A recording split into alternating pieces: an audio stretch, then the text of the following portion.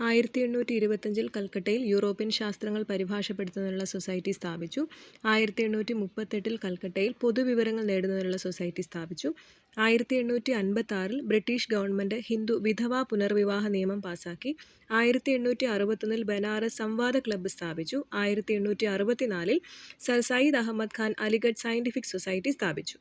1868 Bihar scientific society സ്ഥാപിച്ചു. 1876 ബംഗാളിൽ മഹേന്ദ്രലാൽ സർക്കാർ ഇന്ത്യൻ അസോസിയേഷൻ സ്ഥാപിച്ചു.